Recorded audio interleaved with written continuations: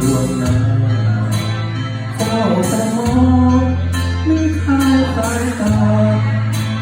ที่นักหนาจะเกิดอุทัยชั่วโมงเป็นนา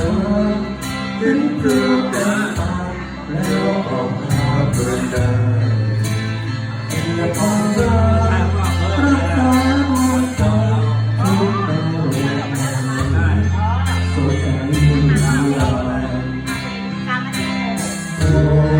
แค่มองก็ชื่นใจเดี๋ยวเธอจะจากไปเหมือนใจจะขาดกัน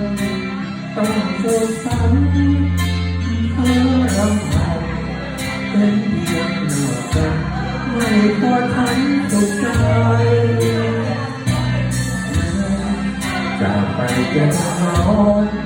ฉันคงจะเจ้าทุกเจ้าเขาทุกวันอกจะตรงทุกทางช่วงใดฝันเมื่อไรจะได้เจอกันจากไปจะลงหายฉันแสนเสียดายคิดไม่ไหวใจสั่นอยากจะเจอให้เธอทุกวันเมื่อฉันยังไม่ทันจะพูดได้แม้จะไม่เจอวันขอให้ฉันพบในฝันดีกว่าจะได้รับน้ำคำน้ำตาฝันคงเพลินกว่าหากเธอด้วยกันมองขอมองชื่นใจเดี๋ยวเธอจะจากไปเหมือนใจเกิดทันต้องสงสารเธอรำพัน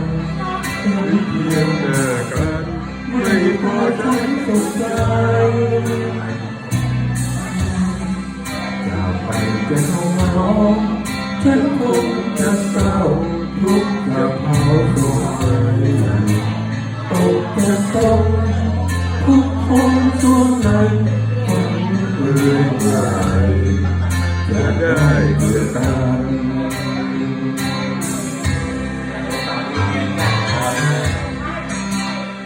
บอกว่ามีเสียงแก้มคอย